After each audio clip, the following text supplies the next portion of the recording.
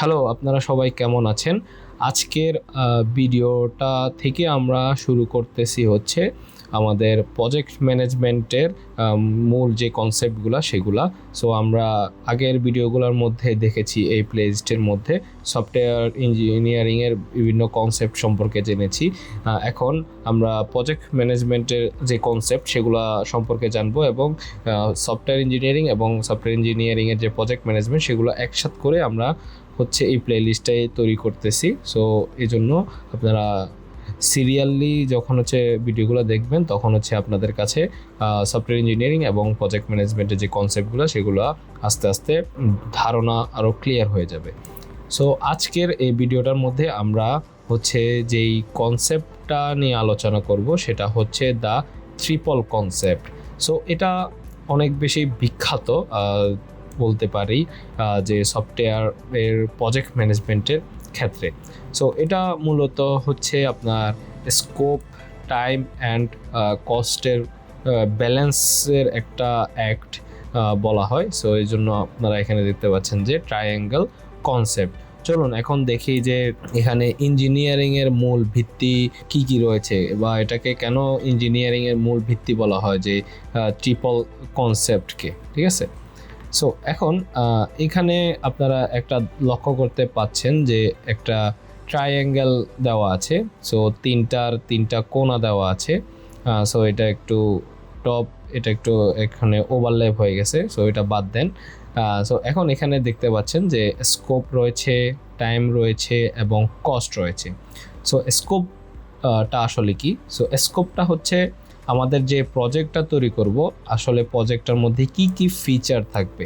ঠিক আছে, দেন হচ্ছে আমরা যদি টাইমিং নিয়ে বলি, প্রজেক্টটা শেষ করার জন্য কত সময় লাগবে বা শেষ করার ডেডলাইন কখন। দেন হচ্ছে আমরা যদি কস্ট নিয়ে আলোচনা করি, সেটা হচ্ছে আপনার প্রজেক্টটা তৈরি করতে হলে বাজেট কত। আর এখানে আপনারা দেখতে পাচ্ছেন যে এই তিনটার মাঝখানে স্যান্ডউইচের মতো একদম মাঝখানে চাপা পড়ে আসছে, সেটা হচ্ছে আমাদের কোয়ালিটি। সো এই তিনটির যে কোনো একটি, সো এখানে তিনটার ধরেন একটা পিরামিড টাইপ, সো তিনটার যদি যে কোনো একটি যদি আমরা নাড়াচড়া করি বা একটু উপর নিচ করি, তাহলে সেক্ষেত্রে আমাদের কি প্রজেক্টের যে কোয়ালিটিটা থাকবে সেটাও কিন্তু পরিবর্তন হবে বা সেটাও চেঞ্জ হয়ে যেতে পারে। সো আমাদের কোয়ালিটি যদি ঠিক রাখতে হয় তাহলে আমাদেরকে এই তিনটাকেই একসাথে সাথে নিয়ে চলতে হবে, বা সেটা যাতে ভালো থাকে। ওকে, দেন হচ্ছে আমরা এখানে একটু দেখি যে দ্য ট্রায়েড অফ। সো এখানে যদি আমরা একটু দেখি তাহলে আপনার একটু মজার জিনিস আমরা শিখতে পারবেন যে প্রজেক্ট ম্যানেজমেন্টের। সো আপনি কোনো দুইটি জিনিস পারফেক্ট চুজ করতে পারবেন। সো এখানে যে তিনটা পয়েন্ট আমরা দেখলাম, সো সেখানে হচ্ছে দুইটা জিনিস আপনি হচ্ছে পারফেক্টলি চুজ করতে পারবেন, কিন্তু 3 নাম্বারটা আপনার কন্ট্রোলে থাকবে না। সো আপনি যদি দুইটা নিজের কন্ট্রোলে রাখেন তাহলে হচ্ছে 3 নাম্বারটা কন্ট্রোলে থাকবে না। সো এখানে আমরা যদি প্রথম যে সেকশনটা সেটা দেখি, সেখানে হচ্ছে ফাস্ট অ্যান্ড চিপ। সো যদি আপনি হচ্ছে দ্রুত এবং কম টাকায় চান, তবে কোয়ালিটি হবে একদম লো। ঠিক আছে, আপনার কোয়ালিটিটা হবে লো আর ফিচার হবে কম, যদি আপনি ফাস্ট আর চিপের মধ্যে করতে চান। দেন হচ্ছে আপনি যদি চান ফাস্ট কিন্তু বিগ স্কোপ, যে আপনার ফিচারগুলো বেশি হয়, সো এখানে তাহলে হচ্ছে আপনি অনেক দ্রুত অনেক বড় ফিচার নিয়ে বা অনেকগুলো ফিচার নিয়ে কাজ করতে চান, তাহলে হচ্ছে আপনাকে হাই কস্টে আপনার যে কস্টটা থাকবে সফটওয়্যার তৈরি করার, সেটার কস্ট অনেক বেশি বৃদ্ধি পাবে। দেন হচ্ছে আমরা যদি দেখি, যদি আমরা চিপ এবং বিগ স্কোপের যদি থাকে, তো আপনি কমে করতে যাচ্ছেন, আপনার কিন্তু রিকোয়ারমেন্টও অনেক, ফিচারও অনেক, তো তাহলে হচ্ছে সেখানে আপনার টাকার বিষয়টা আপনাকে চিন্তা করতে হবে। এখানে হচ্ছে আপনার টাকা যেহেতু কম, তাহলে হচ্ছে আমরা টাইমিংয়ের বিষয়টা খেয়াল করতে হবে। সো টাইমিং আপনার অনেক বেশি সময় লাগবে, যে অনেক ধীর গতিতে আপনার সফটওয়্যারটা ডেভেলপ হতে থাকবে, কারণ আপনার সময় কম কিন্তু স্কোপ বেশি। তো আশা করতেছি এখানে আপনারা বুঝতে পারছেন যে দুইটা যদি আমরা কন্ট্রোল করি তাহলে তৃতীয়টা আমাদের হাতে কন্ট্রোলে থাকবে না। স্ট্রিমিং সেশন, সো আমরা আগের ভিডিওগুলোর মধ্যে আমরা জেনটেক একাডেমির একটা প্ল্যাটফর্ম নিয়ে আপনাদেরকে উদাহরণ দিতেছি। সো এরকম যদি ধরেন আমাদের জেনটেক প্ল্যাটফর্মটার কথা যদি আমরা চিন্তা করি, ধরুন এখানে হঠাৎ করে ঠিক করলাম যে আমরা লাইভ স্ট্রিমিং ফিচার আমরা অ্যাড করতে চাই। তাহলে কি হলো, তাহলে এখানে আমাদের যে স্কোপটা ছিল সেই স্কোপটা কি বড় হয়ে গেল, কারণ লাইভ স্ট্রিমিং এটা একটা বড় একটা ফিচার। সো এখানে আমাদের সামনে দুইটা পথ হয়। সো একটা হচ্ছে আপনার রিলিজ ডেট পিছিয়ে দেওয়া, যে আমাদের সফটওয়্যারটা যে ডেটে রিলিজ করতে চাচ্ছি সেই রিলিজ ডেটটা পিছিয়ে দেওয়া। সো এখানে কি হচ্ছে, আমাদের টাইমটা বাড়াচ্ছি আমরা, না হলে আরও বেশি ডেভেলপার হায়ার করা, যাতে করে বাজেট আমাদের বেশি হয়ে যায়, যে আপনি আরও অনেক বেশি ডেভেলপার হায়ার করলেন তাড়াতাড়ি করার জন্য, তাহলে আমাদের এখানে কি বাজেটটা বেড়ে যাবে। যদি জোর করে কোনোটা না বাড়িয়ে শুধু কোড করতে থাকি, তবে সেখানে হচ্ছে আমাদের কি সিস্টেমটা অ্যাকশনটা করবে না, বা আমাদের সিস্টেমটা হবে হচ্ছে মানে এত বেশি ভালো হবে না, বা সিস্টেমটার কোয়ালিটি অত বেশি ভালো হবে না যদি আমরা বাজেটও না বাড়াই, টাইমও না বাড়াই।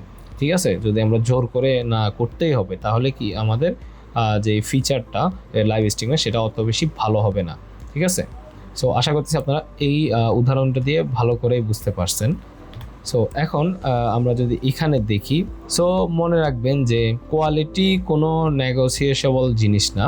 সো আপনি যদি টাইম, কস্ট আর স্কোপের উপর অতিরিক্ত চাপ দেন, তাহলে তবে যেই ট্রায়াঙ্গেলটা আমাদের আছে সেই ট্রায়াঙ্গেলের মাঝখানে যে কোয়ালিটিটা আসে সেই কোয়ালিটিটা হচ্ছে একদম ধসে পড়বে। সো আপনার রেজাল্টটা ভালো আসবে না। সো আমাদেরকে সফটওয়্যারের মধ্যে যদি ভালো কোয়ালিটি আনতে চাই আমরা, কোয়ালিটি যাতে ধসে না পড়ে, তাহলে হচ্ছে আমাদেরকে টাইম, কস্ট এবং স্কোপ, সো এগুলো নিয়ে চিন্তা ভাবনা করে আমাদেরকে প্রজেক্টটা ম্যানেজ করতে হবে। এখন যদি আমরা রিস্ক নিয়ে কথা বলি, সো এই ট্রায়াঙ্গেলের চারপাশে যে অদৃশ্যমান একটা জিনিস দেখতে পাচ্ছেন, সেটাকে আমরা রিস্ক বলে থাকি। সো আপনি যখন বাজেট কমাবেন বা স্কোপ বাড়াবেন, সো রিস্ক লেভেল হাই হতে থাকবে। সো ভালো ইঞ্জিনিয়ার সবসময় ট্রায়াঙ্গেল এই চেঞ্জগুলো মনিটর করে রিস্ক কমিয়ে রাখে। ঠিক আছে, সো আপনি যদি ভালো ইঞ্জিনিয়ার হন, তখন হচ্ছে এই ট্রায়াঙ্গেলের আশেপাশে যে এখানে দেখতে পাচ্ছেন cost, scope, risk, time risk, so এগুলো হচ্ছে আমাদেরকে খেয়াল রাখতে হবে যখন আমরা এগুলা চেঞ্জ করতেছি। ধরেন একটা টাইম চেঞ্জ করতেছি, কস্ট চেঞ্জ করতেছি, তারপরে হচ্ছে স্কোপ চেঞ্জ করতেছি, এগুলো আমাদেরকে ভালোভাবে মনিটরিং করতে হবে আপনি যদি একজন ভালো সফটওয়্যার ইঞ্জিনিয়ার অথবা হচ্ছে ভালো একজন প্রজেক্ট ম্যানেজার হতে চান। সো আশা করতেছি রিস্কটা সম্পর্কে আপনারা বুঝতে পারছেন। সো এখানে আমি একটু গ্রাফিক্স আনছি, সো এতে করে আপনারা ভালো করে আইডিয়াটা পান। এখন আমরা হচ্ছে ব্যালেন্সিং অ্যাক্ট, যে আমাদের এই সমস্যাগুলা যেগুলা আসবে, সো এটাকে আমরা কিভাবে ব্যালেন্স করতে পারি। সো এটার জন্য আপনারা এখানে হচ্ছে একটা চার্ট দেখতে পাচ্ছেন। সো এখানে চার্টের আমি মূল বিষয়টা একটু আপনাদেরকে বুঝাই, তাহলে আপনারা জিনিসটা ভালো করে বুঝতে পারবেন। সো এখন আপনারা যখন কোনো একটা ক্লায়েন্টের সাথে কথা বলতেছেন, সো ক্লায়েন্টের তো মূলত প্রজেক্টটা যেটা আপনারা করতেছেন সেটা তো ক্লায়েন্টের প্রজেক্ট। সো ক্লায়েন্টের সাথে এই জিনিসটা আপনারা প্রথম থেকেই ক্লিয়ার হয়ে নেবেন যে কোন জিনিসটা হচ্ছে ফিক্সড। ঠিক আছে, সো ফিক্সড জিনিস কোনগুলা আর কোনগুলা হচ্ছে ফ্লেক্সিবল, যে ফিক্সড জিনিসগুলো সেগুলো করতে হবে, আর ফ্লেক্সিবল কোনগুলা। সো ওইটার উপরে ভিত্তি করে কিন্তু আমাদেরকে সফটওয়্যারটা ডিজাইন করতে হবে, বা আমাদেরকে টাইমিং বা বাজেট ইত্যাদি আমাদের ক্যালকুলেশন করতে হবে আপনি একজন প্রজেক্ট ম্যানেজার হিসাবে। সো এখানে আমি যদি একটু বলি, সো যদি ডেডলাইন ফিক্স থাকে তবে বাজেট বা স্কোপের মধ্যে ছাড় দিতে হবে। ডেডলাইন ফিক্স, তাহলে আমাদের বাজেটও বাড়তে পারে এবং স্কোপও কমে যেতে পারে। আর সব কিছু যদি ফিক্সড রেখে আমাদেরকে সাকসেসফুল হওয়াটা অসম্ভব, আমরা সব কিছু ফিক্স, তাহলে আমি কখনো সাকসেসফুল হতে পারবো না। তাই যখন আপনারা নেক্সট টাইম বা যখনই আপনারা হচ্ছে এই জিনিসটা শেখার পরে প্রজেক্ট ম্যানেজার হবেন, একজন সফটওয়্যার ইঞ্জিনিয়ার হবেন, তখন আপনারা যখন ক্লায়েন্টের সাথে কথা বলবেন, তখন হচ্ছে আপনারা এই জিনিসগুলা ক্লিয়ার করে দিবেন যে কম টাকায় দ্রুত করা সম্ভব না, বা সব ফিচার করা সম্ভব না, কারণ একটু আগে আপনারা সেই বিষয়টা দেখতে পাইছিলেন।